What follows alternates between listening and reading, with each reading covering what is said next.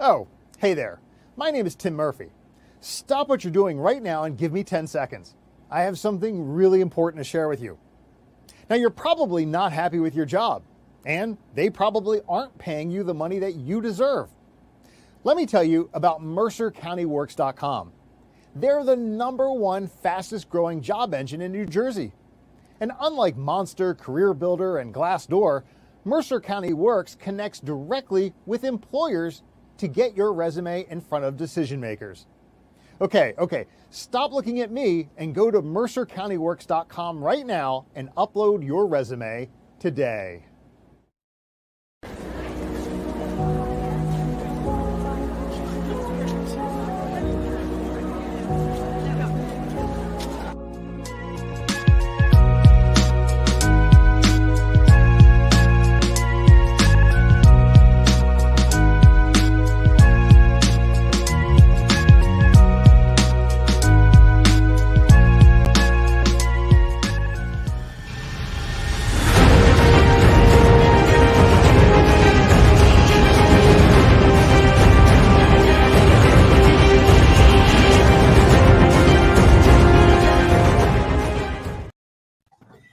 And we are live. Welcome to YouTube, Facebook, Twitter, Instagram, and my favorite, LinkedIn. Welcome to another episode of the Rise and Grind Show, how to win big with an international career. Listen, I have some special guests for you. I have some special guests here with me today. But before we get started, let me introduce myself. I am your co-host, Duncan Harrison, and I'm here live with my main man from Qatar. Brother, please tell them who you are. Peace and blessings to the universe. Peace and blessings. This is your man, Jay Tyler, live from Qatar. And I have my expatriate buddies with me today. So this is an extra special show. You know, I'm not alone, right? Usually I'm the only one international. But we're here today. We're ready to rock with you. We're glad for everyone who pulled up to the show. Duncan, let's begin, man. Definitely. So as we get started, like I said, I have some special guests from across the globe. I'm really excited.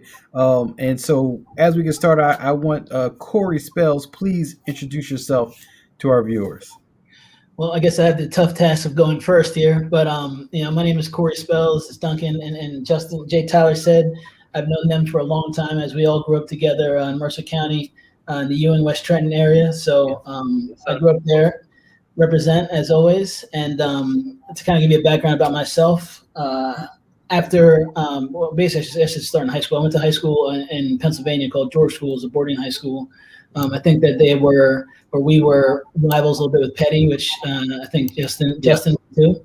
After that, I went to a school called Connecticut College. I was in New London, Connecticut, and I studied economics and sociology. And so I was a double major there. I was in college, and I wanted to obviously do what everybody else, like in my position, had to do, is start paying some bills as soon as you get out of school. So I started to go and look for internships, and then after my internships, started looking for a full-time position. And I started working at a company called Bloomberg, New York City. So I basically moved from my college apartment to my New York City apartment and started work 5 days later. And I started out as a sales training program. So what we did is we learned the financial markets and learned the different asset classes such as equities, fixed income, currencies, mortgages, etc. And then from there, once you went through that training program, which I went through about 6 months, you then were given the option to go and specialize. And I was recruited to work on the brokerage team, brokerage services, meaning I am a stockbroker. So what I do is I trade stocks for clients and also offer client suggestions on how to go and trade stocks. When I talk about clients, I'm speaking about institutions. So I deal with large hedge funds, pension owners, investment advisors, everybody, like teachers' pensions, government pensions, everything in terms of institutional money. So I was working in New York City for about 9 years, in which I was covering U.S. customers, trading U.S. markets.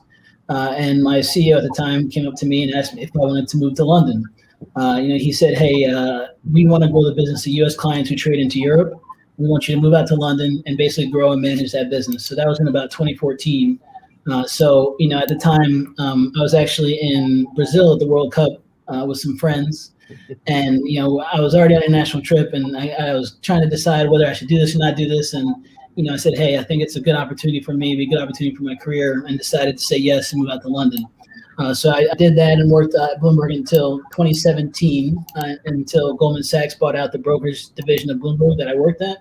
And I took some time off, about a couple months, just to kind of relax and travel. I became a little bit too European in that sense. But after that, what I started to do was interview, go through the whole process again. And then Jefferies, which is a U.S. investment bank, reached out to me, and I started working for them. Now I'm senior vice president still in electronic trading.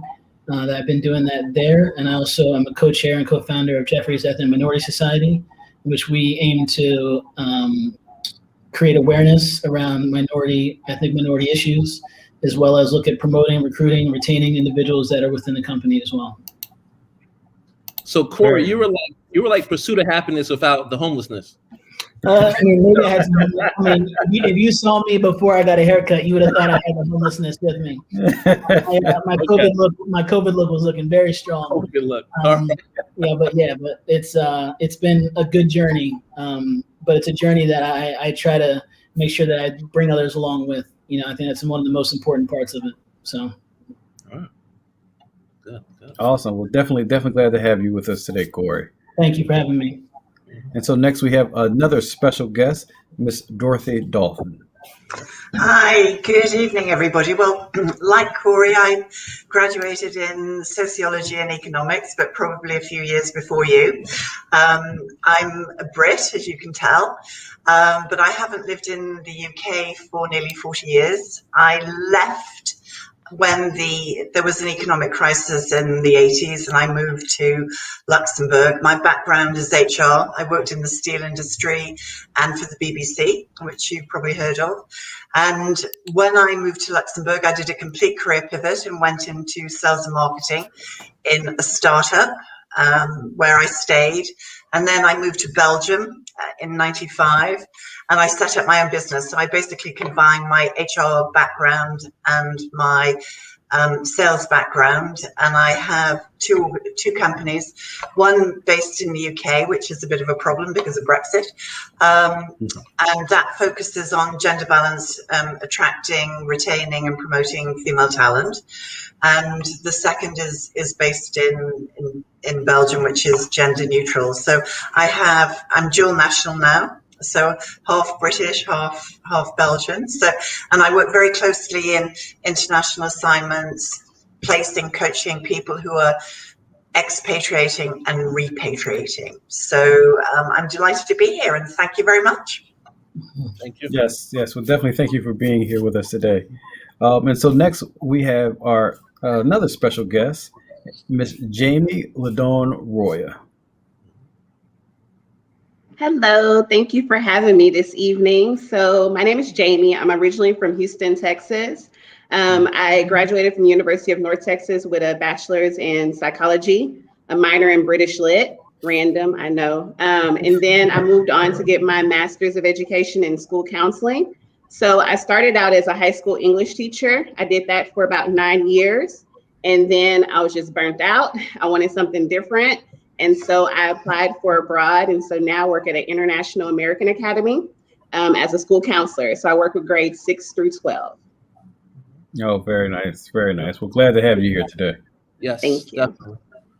All right. Well, Jay Tyler, let's get right into the questions. I've been itching to ask these questions, right? I want to hear these answers. So without further ado, let's do what we came here to do. You dig? All right, let's go. First question. Before I clarify the question, expat, right? When we say that term, it's just someone who's residing abroad from their home country, right? And so in these cases here, individuals who are living and working abroad away from their home country. So if you hear that term, that's what we mean. So first question to everyone, and you can jump in whenever you see fit.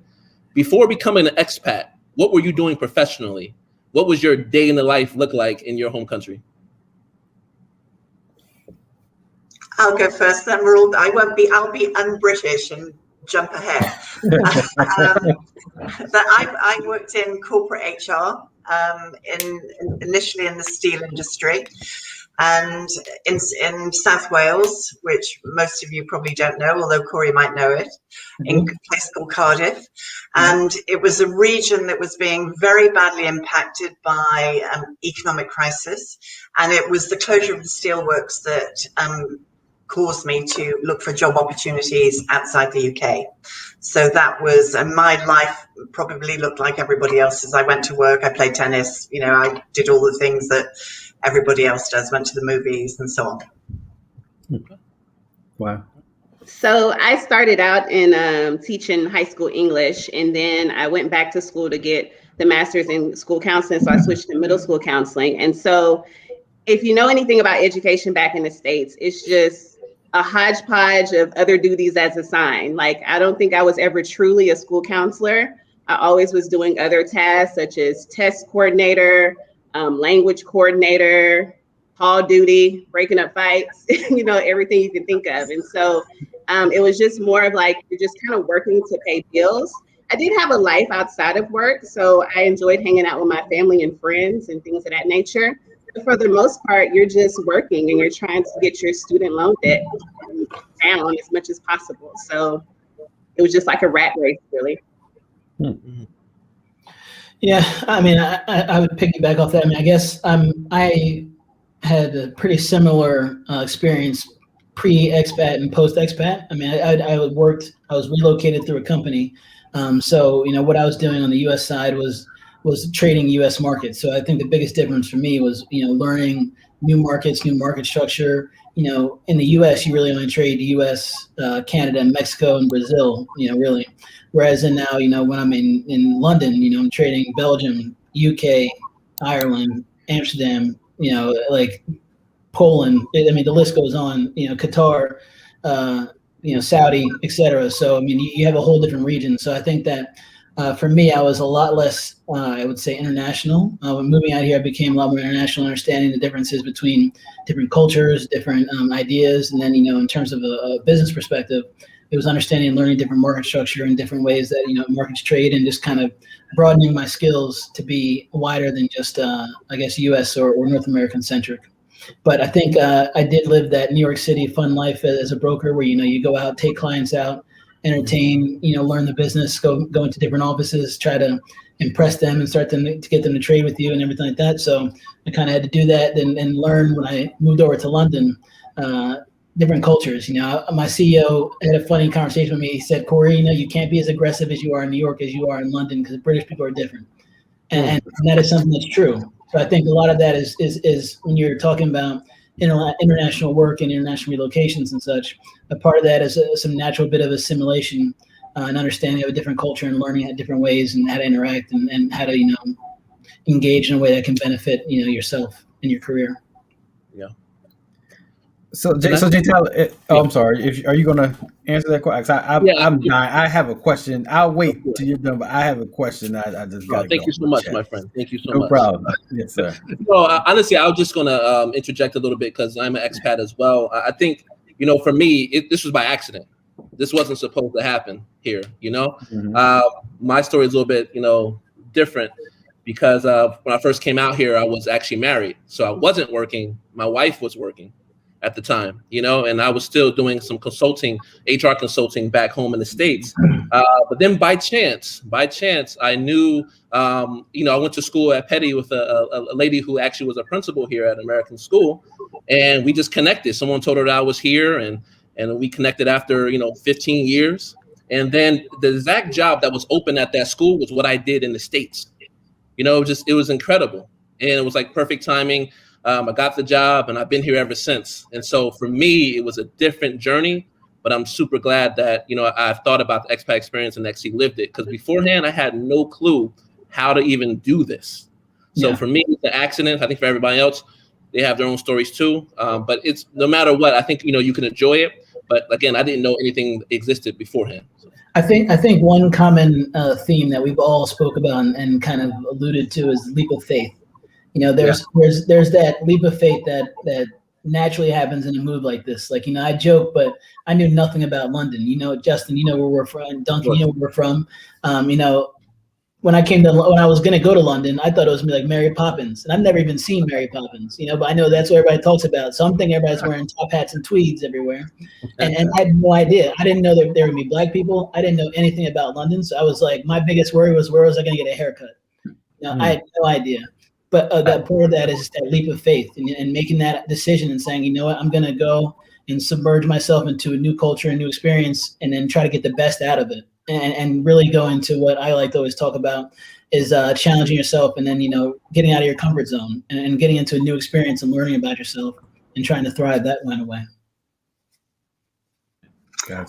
If I can chip in there, I think one of the most important things for anyone who is thinking about doing it is to have an open mindset and to be open to learning. I think that if you go somewhere expecting it to be like home and then disappointed and complaining because things are not like they were at the place you left behind, then it won't work. But if you go with an open mind and embrace the change, it is a really fantastic experience, and I really recommend it. And I think actually, Dorothy, that is a great segue to my question. And this is kind of, I guess, geared to my people from the United States. Why would you want to leave, I guess, one of the greatest countries in the world to go work in another country? Well, I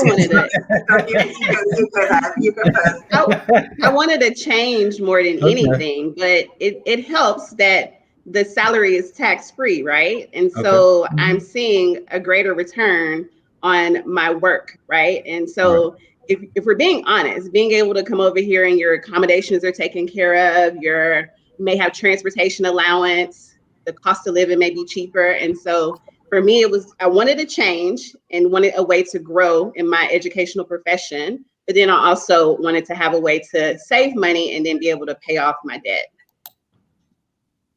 Gotcha. Yeah. I'm sorry, Dorothy, I think you were speaking. Well, I was just going to make the point. There are lots of other great countries too. Yes. And just been a little biased. That's all. Just a bit of bias. And I think it's understanding that lots of different places have different unique things to offer, and I think if you can accept that, then it makes the transition much easier. And I do a lot of work with Europeans going to the States and Americans coming to Europe, and the ones that struggle the most are things like people who expect to have their groceries packed in the supermarkets in Europe, because we just don't do that. We don't do that. And it's quite often it's the small things that disappoint people and make them feel uncomfortable. Whereas it really is a question of don't sweat the small stuff and accept the larger experience. I mean, Corey, that you're an American in Europe. How have you found that? I mean, yeah, before I answer that, just to elaborate on what you're saying, the importance of that is like, I don't want it to go, kind of hell or by the wayside. It's super important to just jump in and experience. Like, there are a lot of things that I came here and I was like, this is weird. But then I'm like, all right, like instead of calling it a line, I'll call it a queue. It's not a big deal. And instead of like, let's say, I mean, there are a lot of things that I'm like, I don't understand. But it's okay to not understand it. It's all learning at the end of the day is the way I look at it. And I'm the type of person in general, I like new experiences. I don't like to do the same thing. And just this in itself was doing that. So now, like, I think a part of like the things I had to kind of get accustomed to are all silly things that really mean nothing at the end of the day. Like they really mean nothing. Like, I wish I had stronger water pressure in my house, but like, I still smell good, hopefully, when I shower, right? Like, so what's the importance there? Is it the water pressure or is it the ending result of smelling good? The same concept of when you come and move out here, right? I could have complained and worried about the little things, let's say. Instead, I made a move, came out here, I strengthened my resume. I now have international experience. I'm wanted, hopefully I'm wanted everywhere in terms of a career perspective, but all of us on this call who've moved and lived in another place have a skill set and have additions to their resume that can't be compared with somebody who's never left the country and who's never went anywhere else and worked internationally. it's incredibly strong to speak to a potential employer or even an employer, et cetera, and say, you know what, I've been able to conduct business in the UK, in Belgium, in New South Wales, in Houston, Texas, et cetera. And it's like nobody else can say that. So you're immediately differentiating yourself immediately right then and there and becoming unique. And these are all things that are just incredibly powerful and a part of strengthening your own brand. A lot of what we do in terms of work and who we are and how we want to be is about our own brand and who we are as a person, who we are as an individual, and as a potential employee. And there's no other way of strengthening that aspect of it besides doing something like this. Right. Very good. Duncan, by the way, I have another fellow expat that's currently in Kuwait. Oh, wow. That's Mercer County representative, right? Oh, wow. So I'm going to bring her on the show. So I'm going to send her the link in a couple minutes. So when you see her, bring her on. All right. Maybe I should move to another country. Now I feel. Well, I will laugh a little bit because I definitely, I still, I love America, obviously, but I definitely came here like America's the greatest, right? But then, I'll give you a little anecdote. When I was a little kid, I was playing basketball. Justin and I played ball together. I was at home. Shooter, by the way. He's a great three-point shooter. Say again? You're a great three-point shooter, by the way. I just wanted to hear you say it again. That's all. No, but I was playing at home, and I had a little hoop at my house, and I rolled my hand over and broke my hand. And went to my mom, was like, I broke my hand, and she's like, we're not going to the hospital. Like, it's going to cost us incredible amount of money. Like, that's not happening. And I cried for 3 days. And then finally she was like, okay, we'll go to the doctor, what we call the GP out here. We go see it, and the guy's like, yep, his hand's broken, but at this point, there's no point in going to the hospital. Boom, boom, boom. That was it. Because that was mainly a decision based upon finances, right? Right. And you could never, ever explain that to somebody out here. They would think that's asinine. They would think that's absolutely crazy. I was out snowboarding in France with some friends, and I took a bad fall, and I basically ruptured my kidney. Mm-hmm. And I tried not to go to the hospital for a week and a half, and was hobbling and everything, because in my mind I was trained not to go because it's just going to cost you an arm and a leg, right? But then when I went, luckily my kidney healed and everything like that. But I was just so stressed about getting a bill, and everybody there was like, "Oh, you're American. We don't understand how crazy your system is, blah blah blah blah. But you don't have to worry about that. We take care of our human beings here." Right. So now the reason why I bring that story up, because there is that mentality of America is so great, and which I believe it as well. But there are a lot of great things that America doesn't do, that when I think you live outside of America, you want to come back and fix America. I don't know how Jamie or other people feel that kind of way, but certain things I look now, I'm like, this is ridiculous that I thought that. It's Yeah, I agree 100%. I remember the first time I went to the doctor here, I was bracing myself for the copay. How much is copay gonna be? And they were like, I said, where do I pay? They're like, you don't pay anything. Are you sure? I spoke to someone, and it blew my mind. So I totally agree that there are some things that America, we could learn from these other countries, that they're doing it well. Even with the recent vaccine, right? We had a whole drive-through set up in Qatar, 2 drive-throughs where you could literally just pull up and get your vaccine. Whereas back home, I was just it was chaos, right? And so I do agree that we're great, but we do have a lot of areas to grow as well. Right. All right. So here's a question too, and maybe some of you have discussed it or touched upon it, but what was the ultimate, driving factor for you to say, you know what, I'm going abroad. I'm gonna take this opportunity. If I know about it or not, I'm going. What was the ultimate thing that happened, or penultimate too, depending on what happened in your life? For me, it was going to a more stable economic environment and getting out of a declining industry and moving and doing something completely different. And I went to a startup, and I went in as HR because that was my background. And the sales director got sick and was hospitalized. And the CEO said to me, right, okay, will you go and take these customer calls? Will you do these visits? Well, I had no sales experience and I didn't speak French. And so I said, okay, I'll go.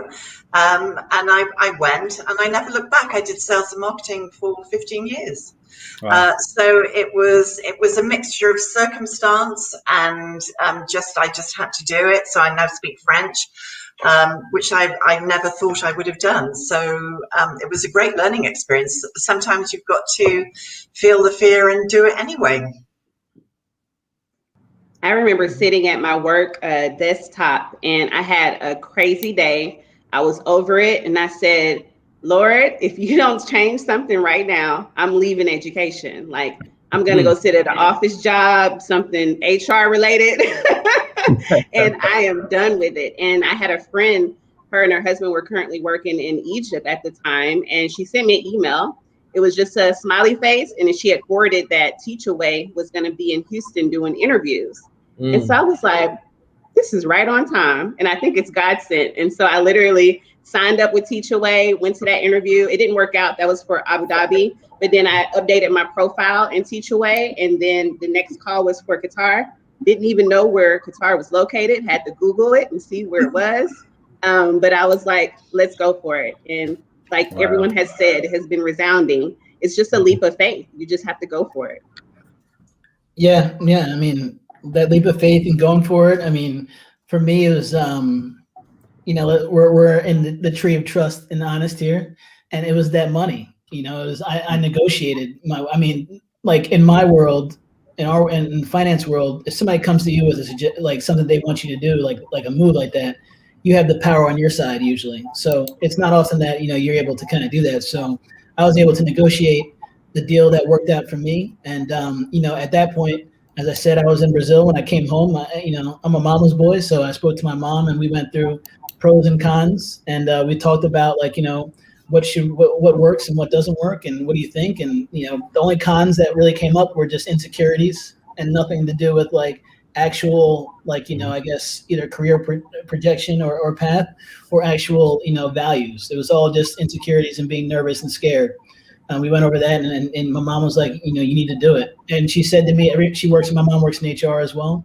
And she said, and she said this, and I ended up finding this out about a lot of other people, and maybe the panelists on this call hear the same thing. But every person who I've ever told I moved or I did move, every person who said that they had that option regretted not doing it. Every single person. Wow. There wasn't a person who I talked to that said, oh, I had that option and I didn't do it and I'm happy about that. That was very clear.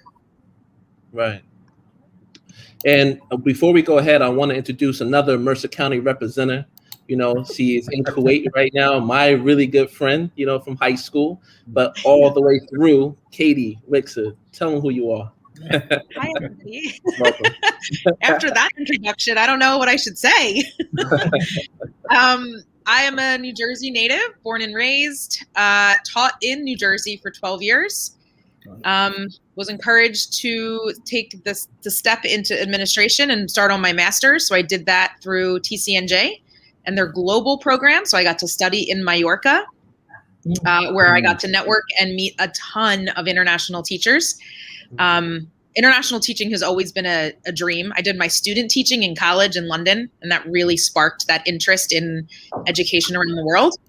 And then in grad school, I met a bunch of people, met a girl, and she said, I think you'd be great in my school. I'll talk to my principal. And, everyone says, oh, I have a connect. I'll hook you up. And then it never usually follows through. But this one did. And I was home, not even a week. And they reached out and asked for an interview. I had the interview and was offered the job. So August 19th, I accepted a job in Rome, quit my job in New Jersey, packed up my life, and 2 weeks later, I moved to Italy. Knew no one, had no idea where I was living. I had taught 5th grade for 12 years, and I was moving to Rome to teach 1st grade. So there were a ton of changes and challenges between language and culture and grade level. It was a Roman Catholic school, so there was a lot of new challenges and changes, but why not? I mean, if it doesn't go well, you come home. Right? I mean, you can always come home. But now I'm in Kuwait. Now I'm an assistant principal at the American school. And next year I'm moving to Abu Dhabi. Oh, wow. So it's just onward and upward. Yes. Thank you. That's amazing. Yeah. That's amazing. It's a UAE connection over here, it sounds like. And actually, Justin, I'm working at the GEMS Academy in Abu Dhabi. Stop it. That's we gotta talk. That's crazy. Hey, welcome to the family, right? Yeah, awesome. Congratulations on that, for real. Congratulations. Thank you. look, this is a great show. We just like all connecting, right? This is Right, wonderful. definitely. Jay Tyler, I have another question. Oh, go ahead, brother. I gotta go. And it's just, does anybody? Do any of our panelists? Does anyone have children? And they may be adults. So I'm a dad, right? I'm a father of 3, and so I'm curious on what that experience is like. You know, having to move your child to a different country, right? How did they, react? Did you have that conversation with them? Or what's it like for them growing up in another country? Shall I kick off with that? Well, I had my children in Europe, moved my kids, had them in Luxembourg, moved to Brussels from Luxembourg, and my son was, I think, 7, my daughter was 13. The 7-year-old was fine, just got on a bike in the street, picked up with half the street, it was fine. My 13-year-old was a bit tricky. But I think once you get them into, I think particularly if you have them in an international system, that they have marvelous programs for assimilating kids and getting them into activities. And literally within months, she was fine. But I think what's interesting is that my daughter now lives in Dubai. I've just come back from 3 weeks in Dubai. So I'm a grandparent as well. So her kids were born in Dubai. And I think you create this international outward looking family. I mean, they have a name for it. They call it, third passport kids? So that people who have an international outlook and they stay in that environment. And quite frequently, they don't go home. So I thought it was great. It's been great. Corey, do you have the same experience? Yeah, well, I have a little bit different experience only because my kids were born here. I moved here with no kids. And, part of me learning, like we spoke about earlier, about the different healthcare systems across the world is, having kids here was an incredible experience, to be quite honest. Like, we had my daughter, Saya, 2 years ago, a little bit over 2 years ago. And, when we had a baby here, it was like, the care was incredible. Not only, was the care great, like my wife didn't want to have, she tried to have as least amount of intervention as possible. So, we had midwives who delivered the baby, which was all good. And then, after that, like when you go home, they have caretakers come to your house just to make sure that, the baby's like in a good environment, as well as make sure the mother's doing well in the breastfeeding and like, everything like that. And then they do like another check-in at your house as well. And then, they make sure you get all your vaccines set up. So, and this is all at no cost, which to me is obvious now. But I remember when, like, as I go through this, I'm like, wow, this is absolutely crazy. You don't have to pay for everything. Like, they treat you like human beings. That's a thing, So that's something that I think has been crazy. And then, we just had another daughter 8 weeks ago. So she's doing very well. Thank you very much. And yeah, no, it's been great. I mean, I think the funniest thing for me is to hear my daughter say like daddy and mommy and like, like sounding like a little bit British is like, it blows my mind a little bit. That's the one thing I don't know if I'm fully comfortable with yet, but, we'll see. But it's been a great experience. So I never had to deal with the moving, but they like, my oldest daughter's been to 6 countries already. And like, that's crazy to think about because I had never experienced that at all as a kid until I got older. So I'm just excited about, while we live here, the ability for her just to learn so much culturally, outside of the school. A big part of the big, in my opinion, at least a big part of the education gap, happens outside of the classroom. And I think, I can probably fear less for my daughter regarding that because of the experiences that she'll have as she'll be more of an international person than I ever was as a child. Yeah. Don't, before you go ahead with your question, I know you have a question as well. Funny story about Corey and I. Just happened to be hanging out in Spain, just walking the streets, chilling out, and someone yells, "Justin!" I said, "Who knows me out here in Spain? There's no way no one knows me out here." And so then I think you said it again because I didn't believe you. And I looked back, I'm like, "Whoa, this is Corey!" Like I haven't seen you how many years? A long time. Like probably not long after AAU basketball or like right. Yeah. Right. So just living internationally, and this is when I was still in Qatar at that time and you were in UK. It was just crazy that like even traveling, you see someone, how small this world is. And so I couldn't believe my eyes when he called my name out. I'm like, someone from Mercer County knows me out here and we in the same place, same time, same day.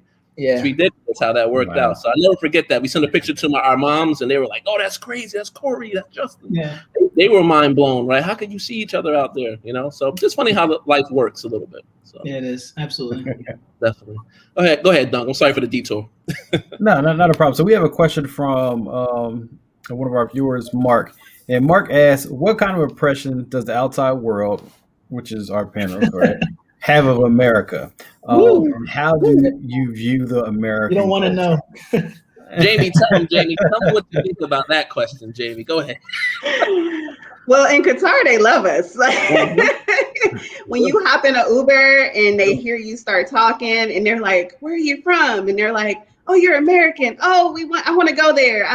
We love Americans. Like, and when you pull out your passport, I'm not going to lie, it has a little privilege when you're in the queue somewhere. And I mean, I haven't run into many instances where it was a negative reaction. Mm-hmm. Mm-hmm. So sorry, did I interrupt somebody? No, jump right in. Living in London is a little bit interesting because London, you know, from what I'm experiencing and understanding is like they've been impressed with like U.S. culture their whole, like, I guess for the last 40, 50, 60 years. Like it's been something that I don't want to say overlooked. I mean, I'm sorry, I don't want to say looked up to because I don't know how Dorothy would feel about that. But U.S. culture has definitely been involved in UK culture for a long time, whereas UK culture has never really been involved in U.S. culture unless you count like the Beatles and Spice Girls and stuff like that. Really, at least not how I grew up. So now what I'm experiencing and noticing, and this is kind of people all throughout the region. You know, I cover the Nordic region, so I go to the Scandinavian countries a lot. You know, Denmark, Sweden, Norway, etc. Everybody has like had this like in the last 4 or 5 years. It's like wake up, like what is going on in America? Like everybody's getting shot. You know, Black people are getting shot by the cops all the time. Like I was very surprised by how much people follow America politics and news. Especially being a Black man in finance and dealing with customers. I'm outgoing, you know, I'm a front office person. My job is to be out talking to customers and everything like that. And they all have asked me, you know, throughout the last, you know, 5 years I've been here, what is up with cops shooting Black men in America? And they've all asked me about that. They've all asked me, they're learning about like, you know, like they like the show Breaking Bad. The show Breaking Bad would never be a show in the UK because you just go to the hospital and you wouldn't have to worry about a bill and you'd be okay. So like they ask questions like, is that really true? Like, do people make that decision? I'm like, yeah, people choose to die rather than to bankrupt their family. Like that is a common decision that people make and they can't believe it. So what I'm seeing is like in this last 4 or 5 years is like, people are like being like, wow, I've been lied to about America for a long time.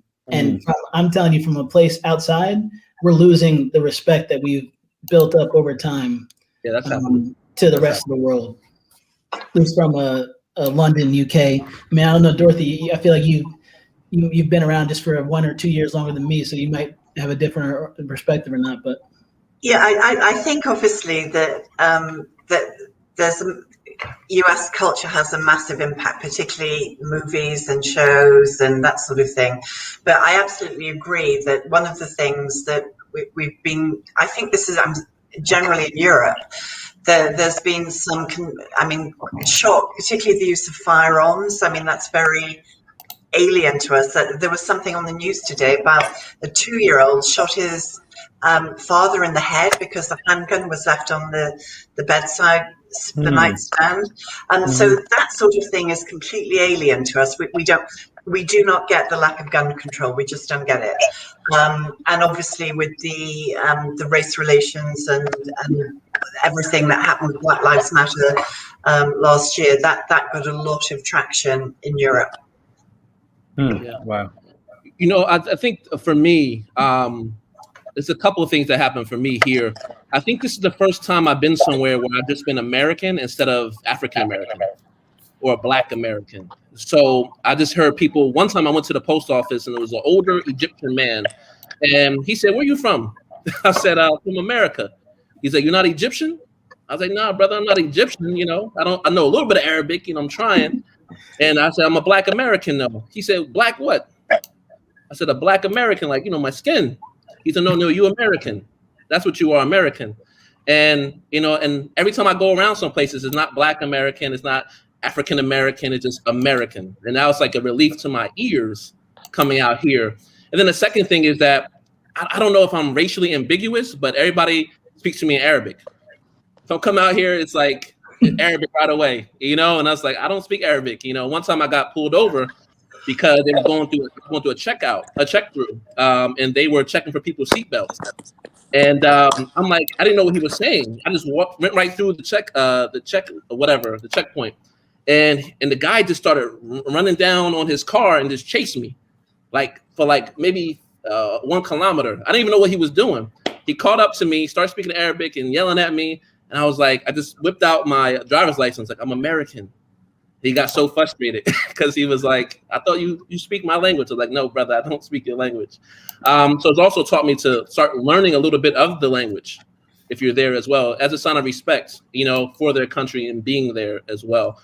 So those are funny, stories about what it is for me to be here and how they perceive Americans. But it's been largely great. If I could just jump onto that, because I've had some a consistent experience of as Justin said, I'm a Black American. Personally, I'm from the descendants of slavery, so I don't know where I'm from in Africa. Yeah. But everybody out here knows where they're from and rep their, their set. They represent where they're from, like they should. So I often get asked, where are you from? And I don't know. And it blows people's minds because they don't, I think this is a part of the learning experience. I think that a lot of people are probably more engaged with this year more than they've ever been. But, the things like that, I've learned a little bit more because I just didn't think about it the other way. I was like, where you're from? It blew my mind that people knew where they're from. If they weren't let's say, first or second generation in America, if you go to the West Indian Day Parade, everybody knows where they are in New York and stuff. But things like that have kind of opened my mind up too, and been a different experience from when I moved out here. Yeah. Katie, what has it been like for you? Yeah. So, my experience with England and doing student teaching was very different than yours. I didn't want to admit that I was American. I actually lied a few times and said I was Canadian. That was back in 2005. Shame on you, Katie. Shame on you. I know, but it was really uncomfortable, and I was very uneducated in life. I was in college, and I was embarrassed because I was expected to know everything about politics and everything about government, and people wanted to stop and have these high-level conversations and kind of bash our systems, and I couldn't speak on them. I didn't have enough knowledge, so I was like, no, I'm America, crazy country, or just put my head in a book on the tube and just mind my business, because in the papers I felt like we were kind of the mockery, because we were a mess, and I'm not that I'm ashamed to say that I did that, but I know why I did it. I just didn't know enough information to speak strongly about us. But I didn't feel unwelcome, but I definitely felt like people wanted to kind of take me on in those conversations and trying to figure out our stuff through me. And I didn't feel like I could speak on that behalf. So I kept quiet for a while. My experience in Rome was wonderful. As soon as you said you were American, I've been to New York. I've been to California. That's what they know. What are the other coasts? But the old school Italians didn't want to be bothered if I couldn't speak Italian. They're like, oh, you're here, you should speak Italian, which really reminded me of how I feel like we treat kind of our immigrants sometimes in America with, well, you're in America, you should speak English, and that kind of sat really real with me, working with ESL students and things in the States. Like, these families don't know English. I mean, I don't know Arabic, but I've lived here now for 2 years. Should I just magically know it? I lived in Rome for 3. Should I automatically be fluent in their language to be able to communicate all the time? I mean, I try, but I definitely feel like it's made me much more culturally aware of everything, just to, broad brush it. Like Duncan, you were asking about your kids. I think having these experiences younger would have made me more aware and more accepting of everyone. Not that I'm not accepting, but having less frustrations in situations, or just kind of having more patience at different times. I mean, I traveled as a young kid, but mostly to England because that's where my family was from. So the language was never a problem. I mean, yeah, there were funny words, but it was a good laugh, and then you figured it out. same in Kuwait. Like, I do think the majority of the population are expats, not Americans, but they're expats. Right. And so everyone speaks English, some sort of English, and you can figure it out. But the country, the core of the country is, they say they're getting tired of having expats here and they want reasons to push us out. But, there's 4 million people in this country. 3 million of them are expats. So what are you going to do when they all leave? Who's going to do the labor camps? Who's going to work in the oil mines? Who's going to do the refineries? Who's going to teach the American schools?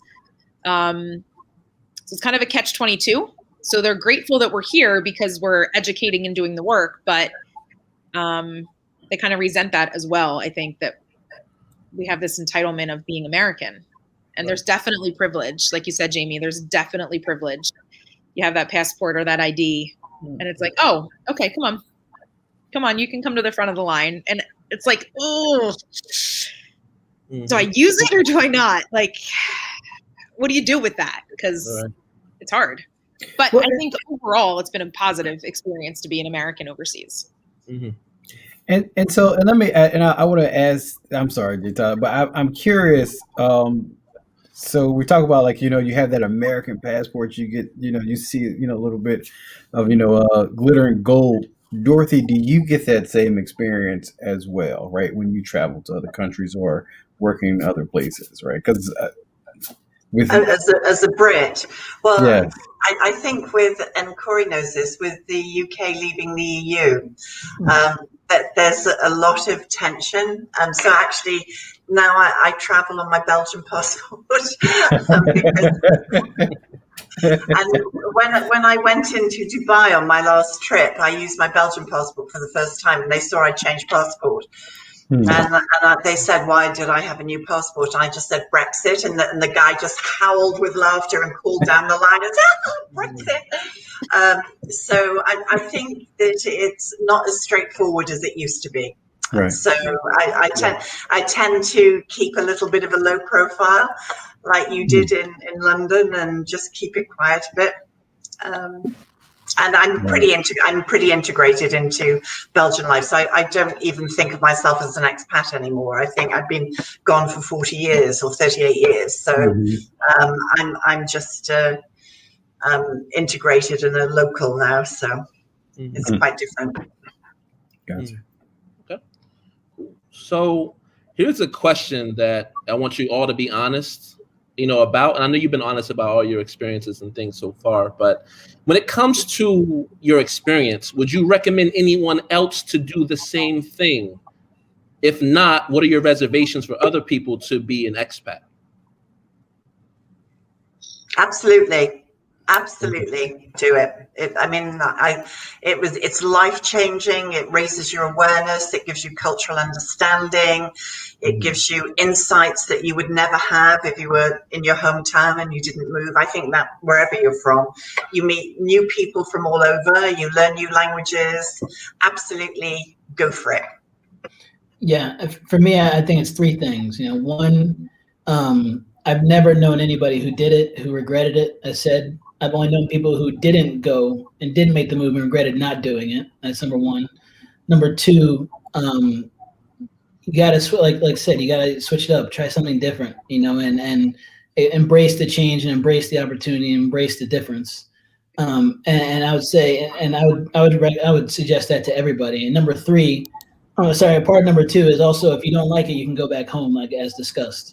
That's a big part. Like, you can always go back home. Like, Americans will never not allow another American citizen to come fly back to their country, even during COVID times. I could have went home if I needed to. And number three, which I think, I don't want anybody to take this the wrong way, but this was the advice that somebody gave me who made a move, which I've seen is the truest thing ever. When you move, let's say if you do move, and I'm curious to know what everybody else thinks, when you go back, everybody's doing the same thing. You haven't missed anything. Everybody's doing the exact same thing, and you now come back with a whole world of experience, travel, cultures, languages, foods, drinks, whatever you want to call it. And everybody will be doing the exact same thing as when you left, and you haven't missed anything. So I don't know what anybody else thinks about that, but that's what I believe with them. I I agree, Corey. I feel like you're over here on my notes in my iPhone because that's one of my points. It definitely is something that I recommend because, again, you cannot match this with anything else. You could read as many books in the world and you still wouldn't be able to experience like actually living somewhere else. Now, I say that with caution because it's not for everybody. I have seen people come and then they just couldn't do it, right? It's a mindset that you have to be in. You have to be okay with the solitude. You have to be okay with the unknown. You have to be okay with being uncomfortable more than you are comfortable at times. And so it's not for everybody, but I think everyone should try it at least once. Mm-hmm. I would agree with that. I think it's not for everybody.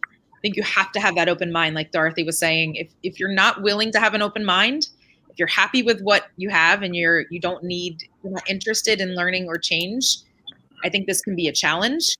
I think there are challenges that we face that you kind of just go with. You learn with it, and it is what it is. This is the culture and country I'm in, and these are the things that I deal with. I think if people are happy with their normal, it's difficult to get them to accept the changes. However, I think everybody should travel. I think you won't have these experiences, like you said, just reading a book. When you go home, I find it, the more I'm away, the more years I spend away, the harder it is, I think, to connect sometimes when you go home. Because their life seems to be in the same place, but things have happened for them. They're just not as grandiose or as impactful maybe as they are for us. You know, they're having kids and their kids are doing dance recitals, or they scored a winning goal in a soccer game. And you're like, well, yeah, but I just went to see the Grand Mosque in this new country and look at my photo and how great this was. And this is the cultural experience I had. And then, you know, it's just different successes and different things that we value. But again, I think if you have an opportunity to try it, you should try it. Can I just come in just as a coach that has worked with expatriation and repatriation, that I've honestly found that people repatriating, it's harder than leaving. So going back is harder. And for all the reasons that Kate said, that people have been living their lives and they think almost that you're showing off a bit. And it can be harder returning than going. The reverse culture shock is definitely for real. Yeah.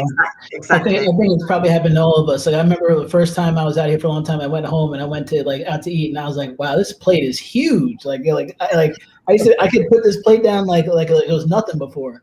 You know, and I'm just like, and just things like that, little things. I'm just like, okay, wow, like that is a big, like that's for one person, like, you know, and I honestly, you know, before when I say I just want to just clarify is like, there's nothing wrong with people doing the same exact thing as you did when you left, you know, but I just knew for me that's not necessarily what I wanted. And it's more the fact of like a part of the worry of people sometimes making the decision is fear of missing out, you know, FOMO, like what am I gonna miss out on, my friends are doing, etc.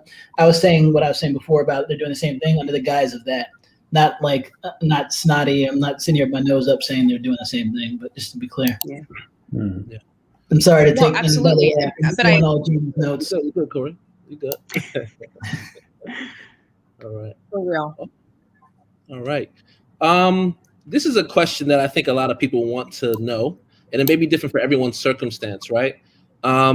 Discuss how you manage your personal finances. So talk about how you get paid, how often, how do taxes work? Do you invest as an expat? Does your overseas company offer retirement fund, 401k? Like, how does all that work overseas? So I get paid once a month. It's usually at the last week of the month.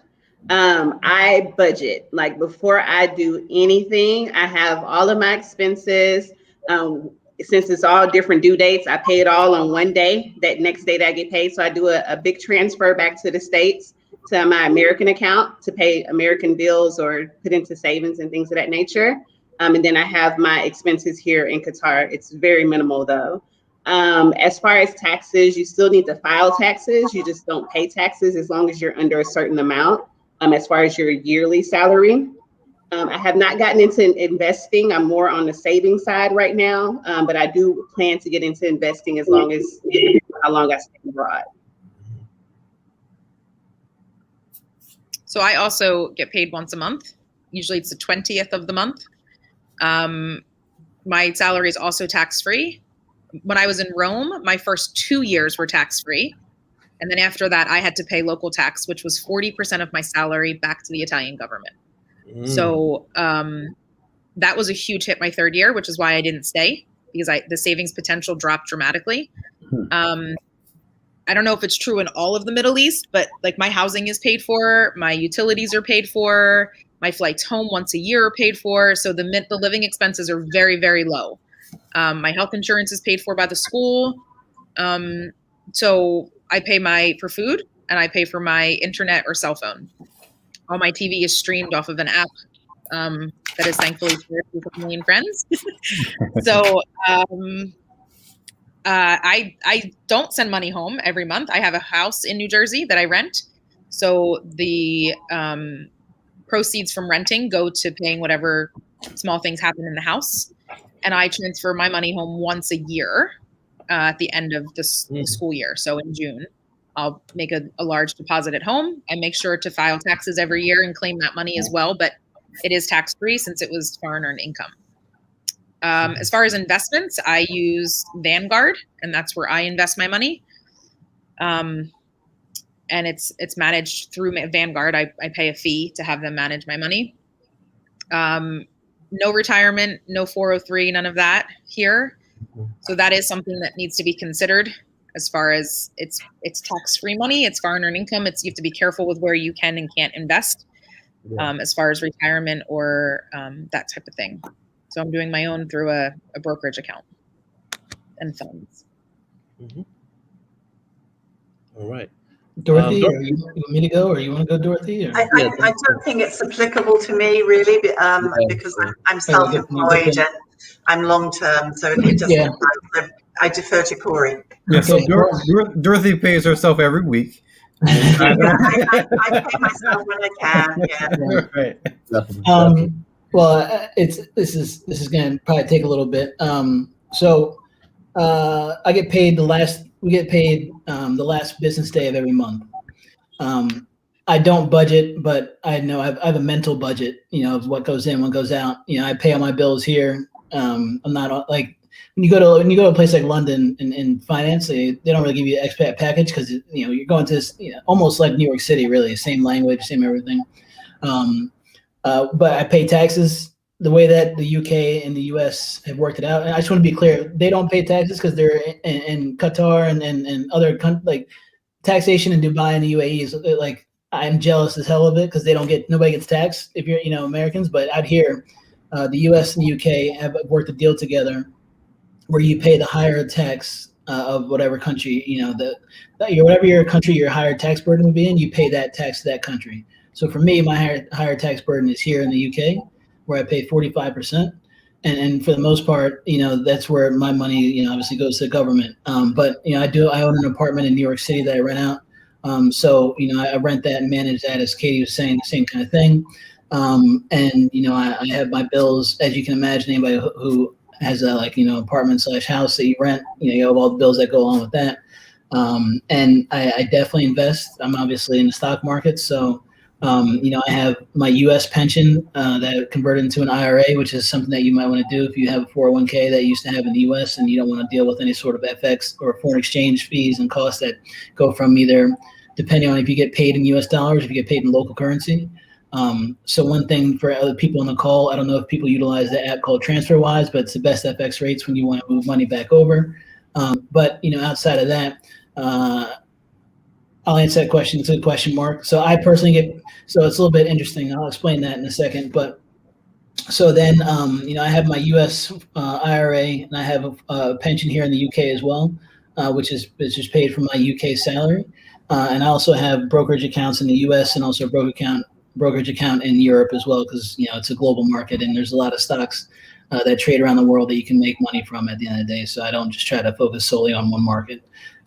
Now, it's a little bit interesting because a lot of firms that are, if you're in finance, if you're in a U.S. based firm, like I'm in Jefferies, which is the investment bank that I work in, you're paid in local currency, but it's always converted back to U.S. dollars. So the people who, let's say, are paying everybody out, they look at your salary as U.S. dollars and they convert it to pounds in my example. So now that's how that kind of works. So my raises, or let's say if I don't get a raise or a bonus, or I don't get a bonus, that all depends almost on what's happening between the cable. Cable is the currency between the pounds and the dollar. USD GBP, which is it's called cable because back in the day there used to be a long cable that connected the US to the UK, literally a long cable that went into the ocean, and that's how they did the FX trading back in the day.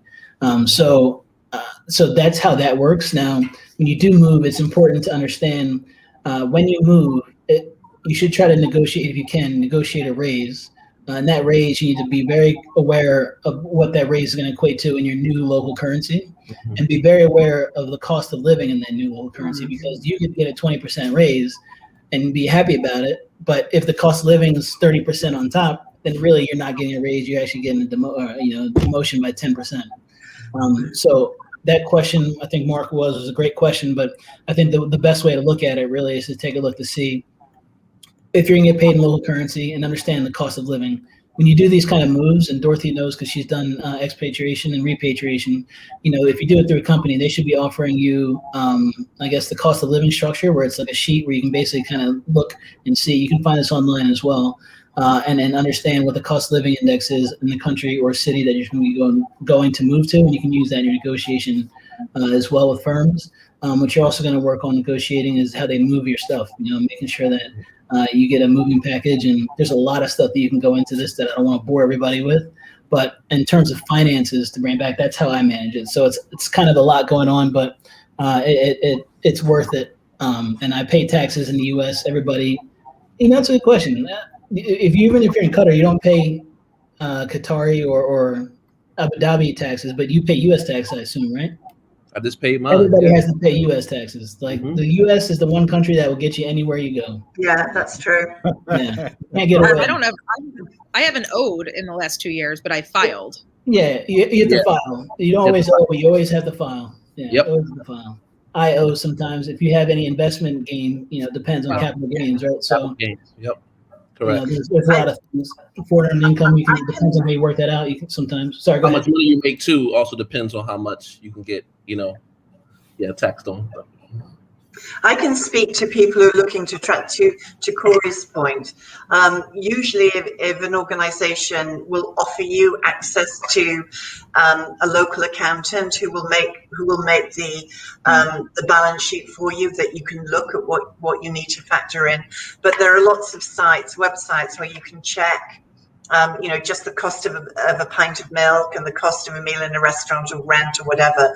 So quite often, as Corey said, that people think they're getting this really fantastic raise, but when they actually drill down and do the numbers, that it's not so great, and then they get a shock. So really, really important if you're thinking of moving to do your maths to make sure that you understand your numbers.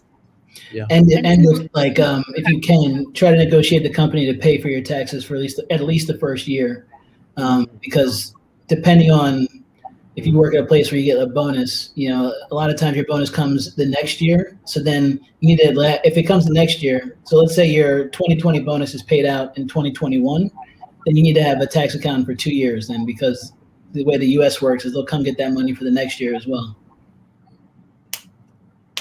Wow. Katie, were you going to say something as well? Yeah. So negotiating packages. So are your flights home included? What part of your utilities are included? That all comes into the cost. Different countries offer different packages. The Middle East has a great package. Rome didn't have to have one because it's Rome and everybody wants to live in Europe. So there was no package. If I had stayed a fourth year, they would have done the same thing you had said, Corey, like a bonus to offset the cost of taxes. Yeah. And they pay it to us in one lump sum. And then we would have to kind of filter that in per month to pay the balance of those taxes. But that comes into me paying taxes in the States then. So all of that is really tricky and it can be really confusing.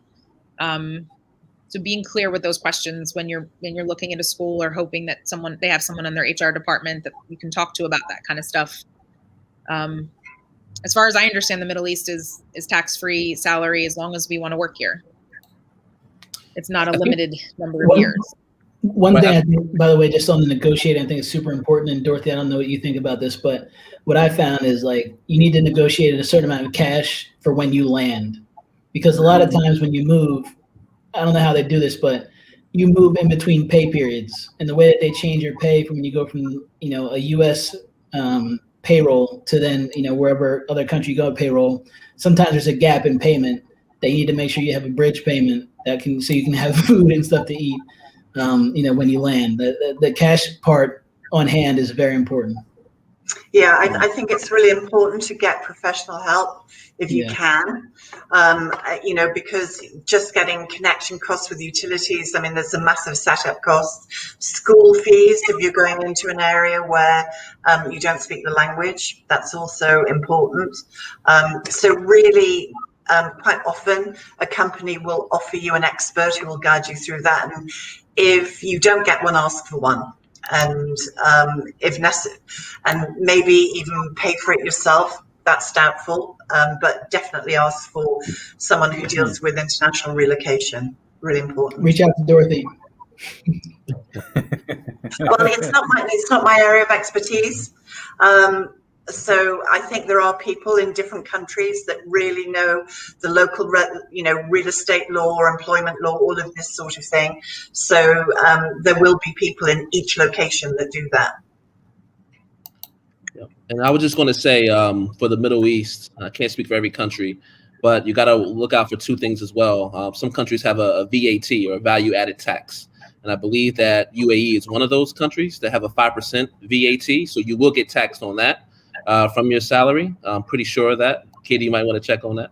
And then there's an end-of-service gratuity that some companies offer as well. So it's kind of like a severance pay, like when you leave. So it's like every year that you stay on, we'll pay you a certain part of your salary. So when you leave, you'll get that at the end. So check indemnity here. We call that indemnity. Indemnity, yeah. So yeah, everybody calls it something different. Yeah. But so you can also get that depending on where you live and who you work for as well. So just want to take a time out to say thank you for the audience so far and their great responses, comments. Been fueling the show. We see a couple people from Qatar in here. People who are not from Qatar. We love all y'all coming on and just bringing your sprinkles of knowledge and responses, questions, and challenging us to do better in our answers. All right. Here's a question I have though, as we move on, and this is going to be a tough question as to what's been going on in the world, especially in the U.S. as well. So can y'all speak to the level of workplace equality and diversity, equity, and inclusion that exists in your workplace or not exist in your workplace abroad? Are these concepts practiced or are they just talked about? You know what I mean? So I think we all have different opinions or experiences on that, but I just wanted to hear the realness as we've been seeing what's going on in the U.S. and especially America at this time, especially the world at this time, as we see what's going on. So talk to us about that. I know it's a little tough question, but I want to hear what your thoughts. So go on, you go. Fine. Go ahead, Dorothy. Well, I'll just say that because gender balance is one of my areas of interest, that I'm very glad I'm in Europe. Certainly in Belgium, we've got 30% women at board level compared to 17% in the US. And we've got maternity leave and paternity leave. We've got a lot of things that certainly on the gender balance side, I think we're much more advanced than the US.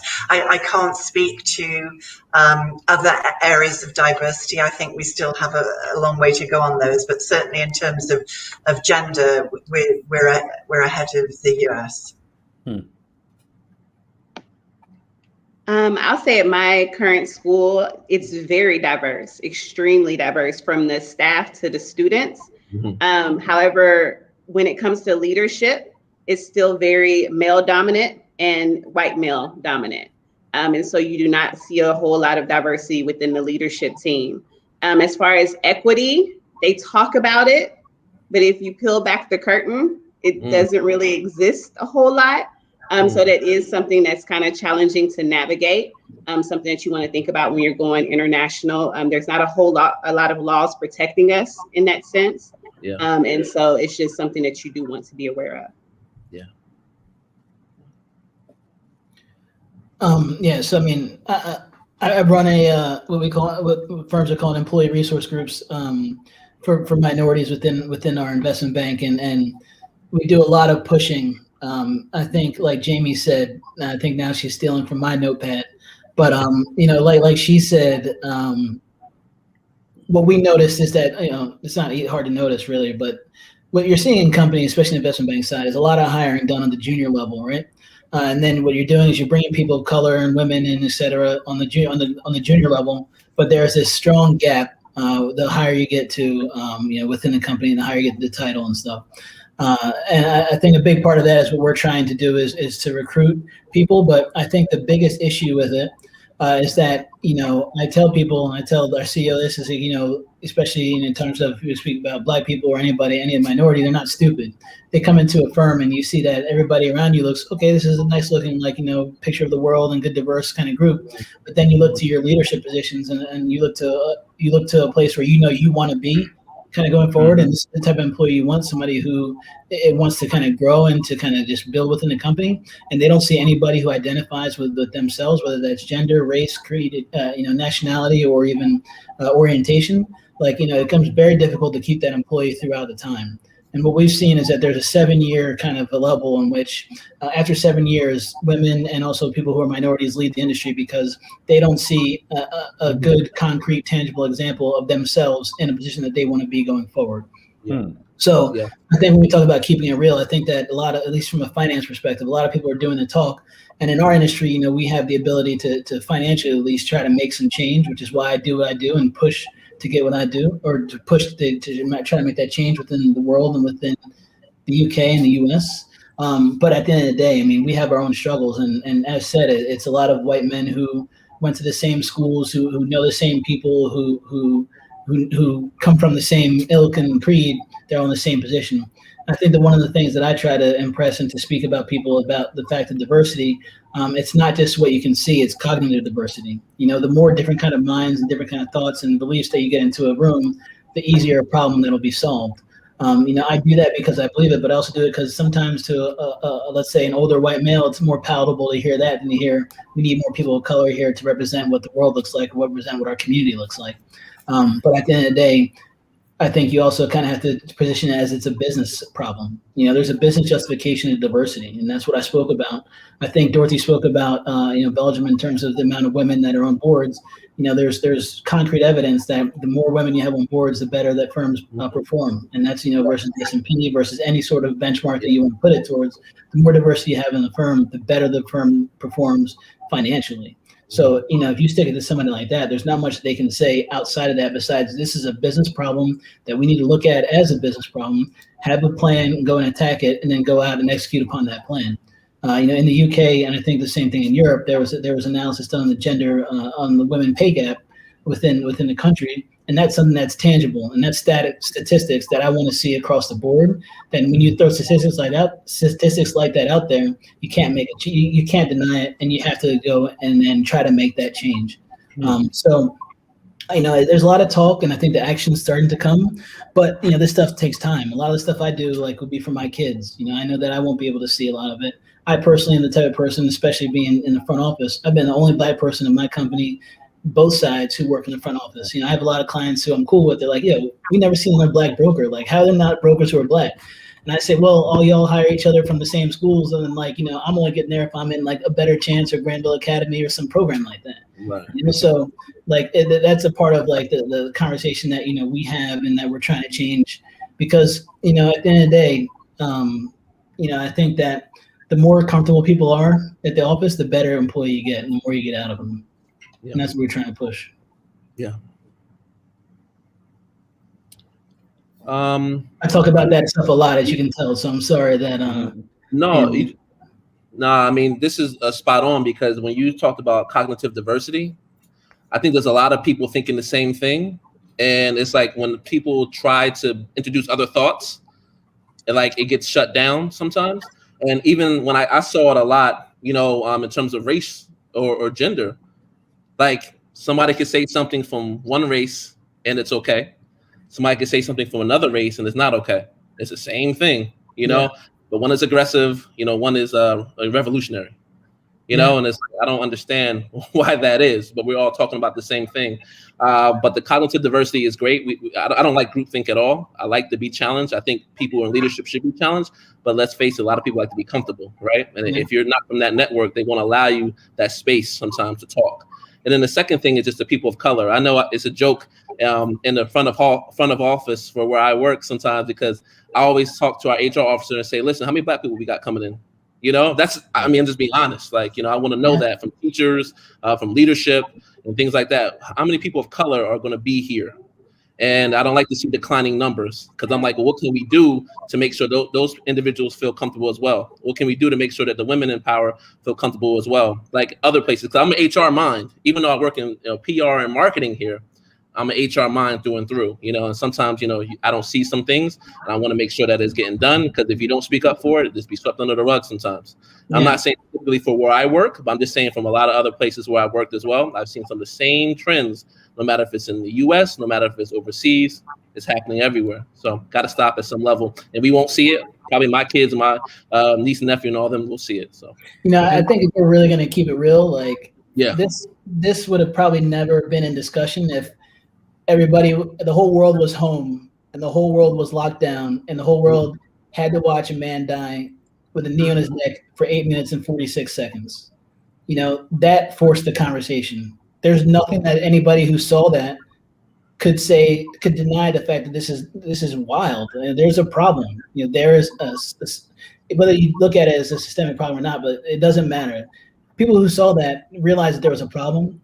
And they realized that they had employees in the office, like myself and everybody on this call, because we're all either gender minorities or skin color minorities.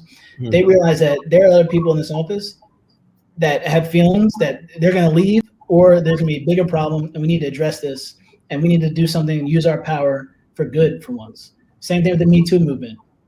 You could not deny what is happening, and was happening, and it was thrown in everybody's face in a way that you just couldn't. How could you say that this is not a problem?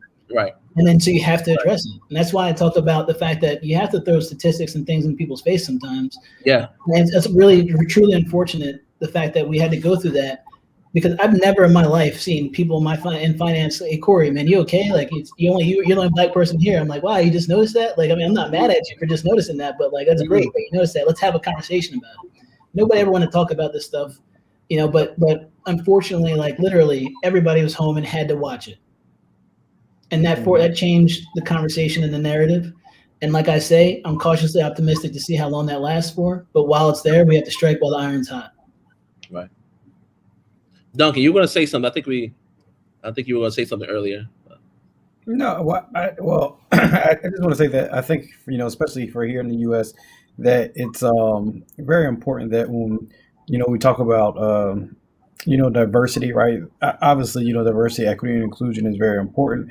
But then also, I think that when we talk about people of color, you know, if we're talking about black people, it's important that we say black people and not, you know, put them in the category of, you know, of people of color, right? Because I think that black people have had a different experience here in America and maybe throughout some other places as well, that, you know, need to be addressed before, you know, you can address everything as a whole.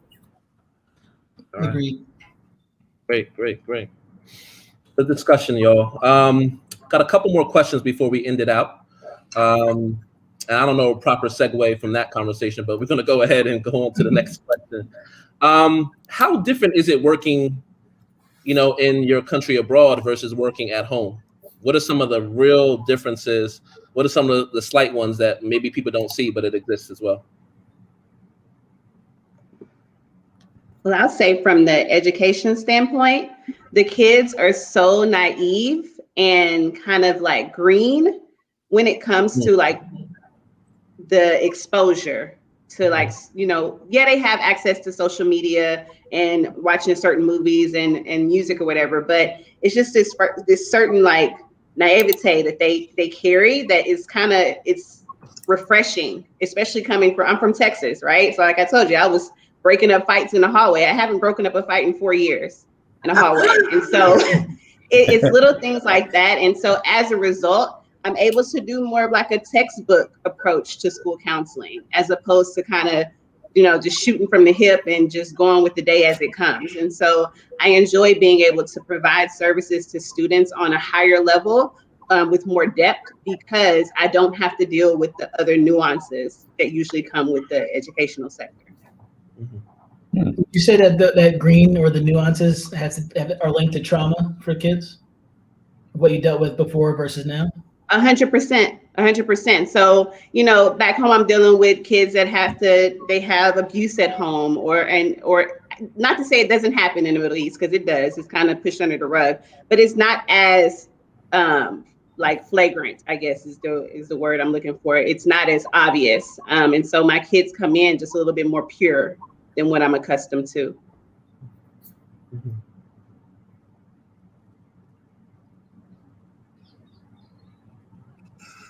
I'll jump in. I think for me, the biggest difference is the multilingual environment.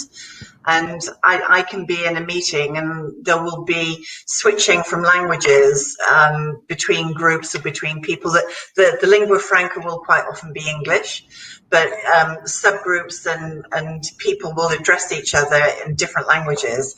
And I absolutely love that, that variety and learning all about the culture and nuances. And the other thing that is quite interesting in meetings is when people are speaking in their second or third language, or even fourth languages, that you see the areas of miscommunication, and I'm listening and thinking, oh, this is going to be a train wreck. They're clearly not understanding each other, and sometimes then I have to intervene as a translation service. But that's the bit that I noticed different from being in a monocultural environment. I would definitely say the focus is on the students more than on test scores and on paperwork and lots of heavy data like it was in New Jersey. I would say we get to be more creative and keep the student at the focus of all our decisions, rather than the Title I funds or the special ed needs or the hundreds of meetings that we have about all these things. I think the focus is more on getting on the ground, playing, figuring it out, learning that the wonderings and the phenomenons and all these big ideas that we kind of have gotten away from in America.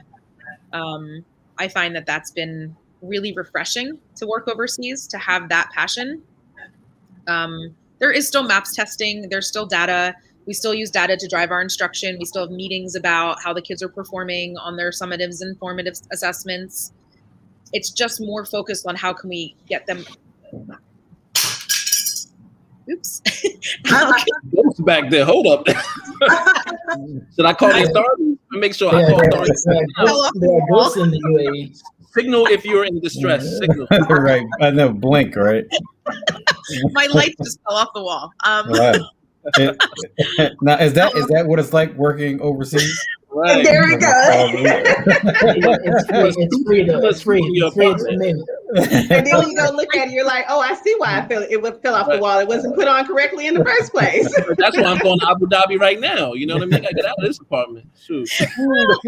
I mean, I am moving, so I'm taking like the 3M hooks off the wall, and they just came off by themselves. But I like that I get to be a bit more creative with my teaching. It's not like here's the teacher's manual, lesson 1, day 1.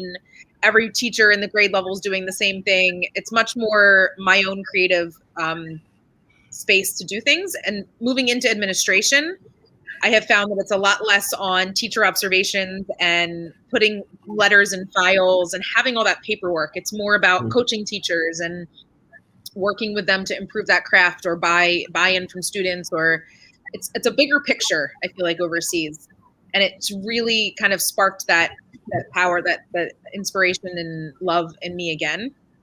Before I moved overseas, I was considering leaving education altogether and opening a business. And this has just really re-sparked that love for what I do. It definitely is a lot more autonomy, that's for sure. Like, you don't really have people peeking over your shoulder to see what you're doing. There's not a lot of micromanaging. That's a good point. Yeah, I would say, I mean, I also get that, not a lot of micromanaging. In my world, maybe that's a little bit down to, I guess, individual managers, but I think that I would say it's the cultural aspect. You know, it's knowing that French people can maybe come off as off-putting, but that's just kind of the way they just interact at times. Dorothy, you might know what I mean there, but it's there's just cultural things like that, and people who are Spanish are a little bit more relaxed and like chill for the most part in some senses. These are kind of broad stereotypes, but you do witness this. Yeah, but there's a reason why there are stereotypes, because there's a lot of truth in them. Yeah. And they're quite a good basic guideline.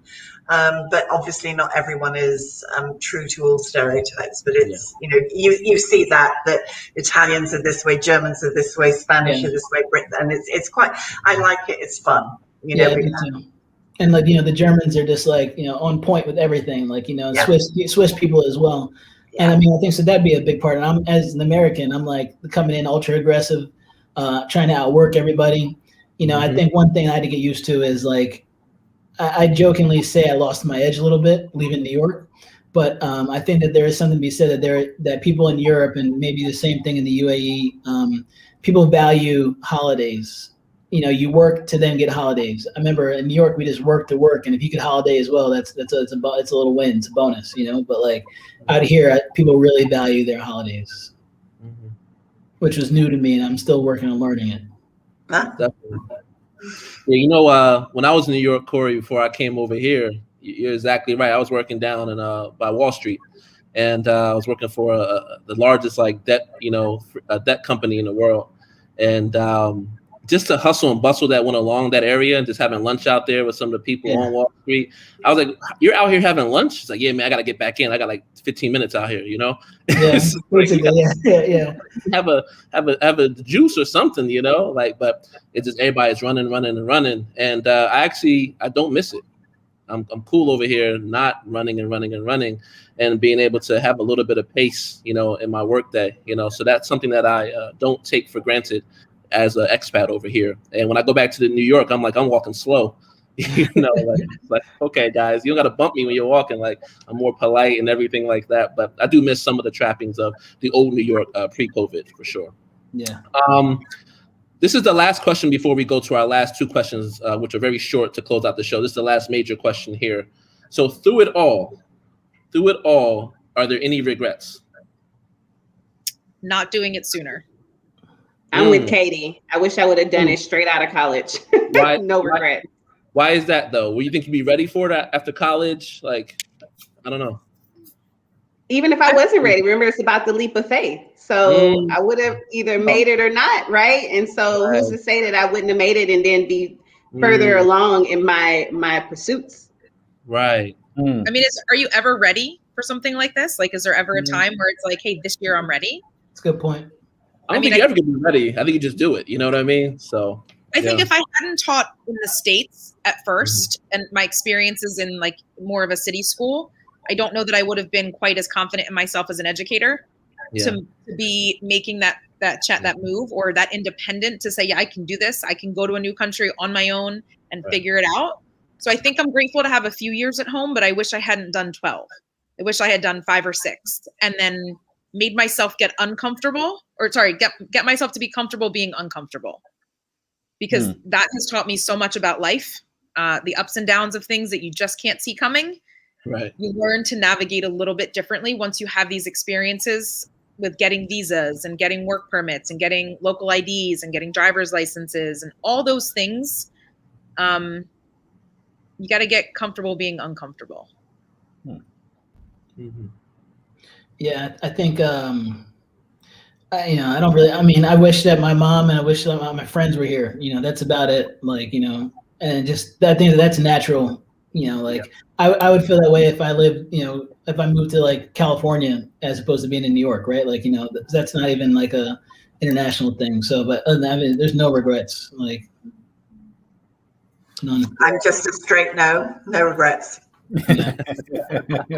Yeah, definitely no regrets. I do miss my family, from goddaughters to niece and nephew, brothers, mom, dad, all that. But again, you can't take everyone on the ride that you're going on. Right?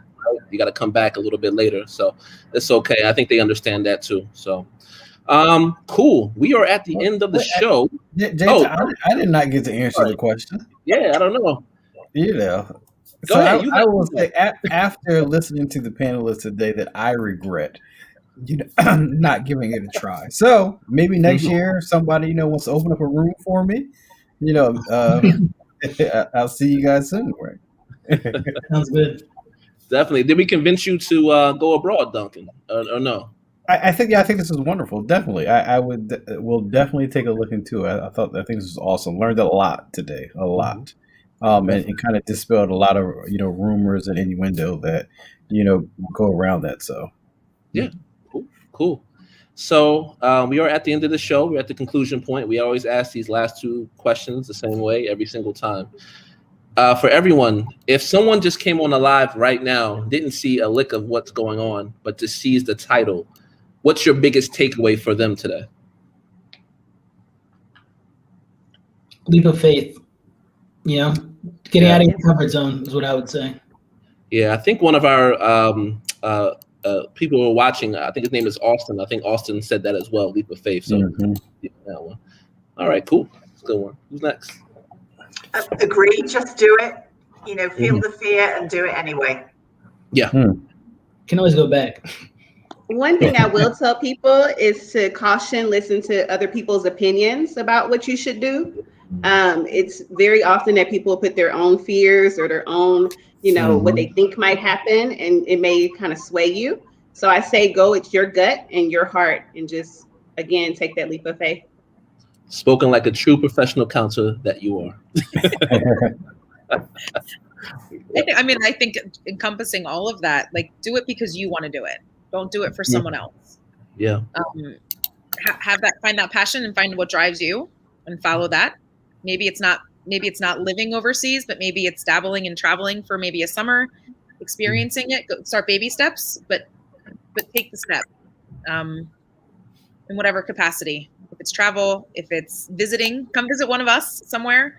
Yeah, see what it's all about.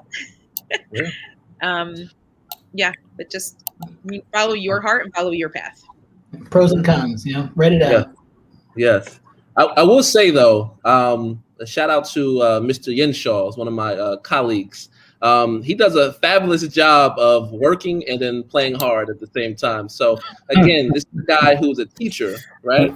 He'll teach for about 3-4 years, and this man is traveling the world on the off year.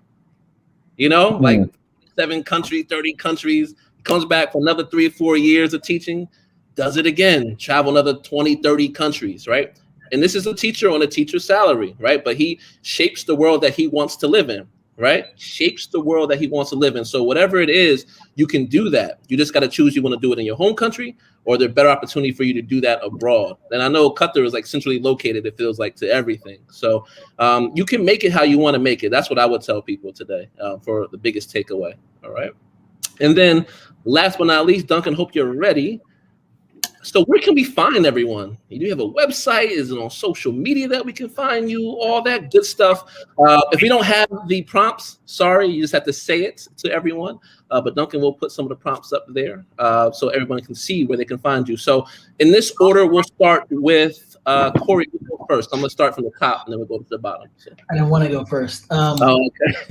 My LinkedIn right there. My Instagram, I guess, but my Instagram is really just pictures of my travels. It's C-Spells84. I'm trying to think what else. That's basically it, really. Just LinkedIn and Instagram. C-Spells84. But, yep. All right. I'm pretty boring with stuff. All right. Next, Dorothy, if you can go ahead and let us know where we can find you. LinkedIn. Is someone putting my LinkedIn URL, or do I have to do it? Well, we have your. My website. So if you go to my website, all my details are there. I'm a Twitter addict, so you can find me on Twitter at Dorothy Dalton, and hope to see you there. All right. Good.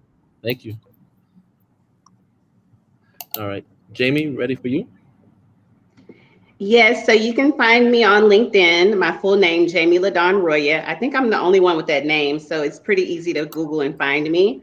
And then also on Instagram, it's Jamie L. Roya. So that's where I post a lot about like my life as an expat, as a school counselor, and things of that nature. All right. Thank you so much, Jamie. And then last but not least, Katie, where can we find you?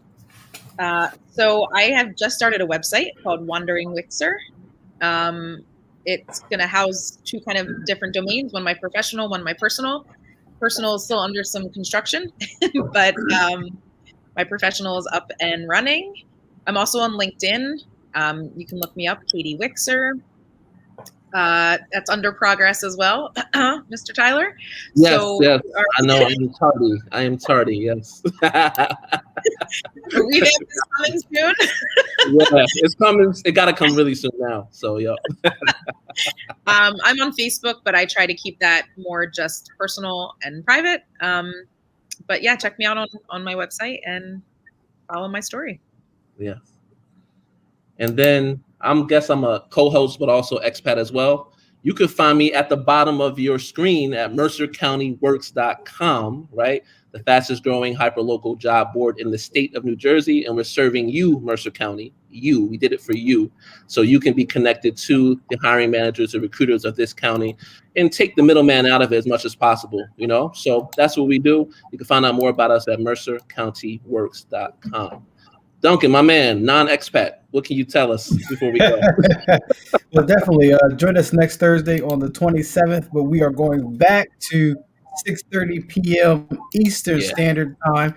So definitely check us out on our YouTube page at mercercountyworks.com. Please make sure you hit that like, share, subscribe button. And I just want to thank our esteemed panelists today. This has been great. I've learned a lot. I'm ready to go pack up my bags, pack my kids up, put them in the bag as well. And my wife hit that plane and, see what I can do abroad. So once again, we just want to say thank you. We want to say thank you to the viewers today. And just remember that, if you put your heart into your dream, no request is too extreme. Thank you. See you next time. Peace. Okay, bye. Bye.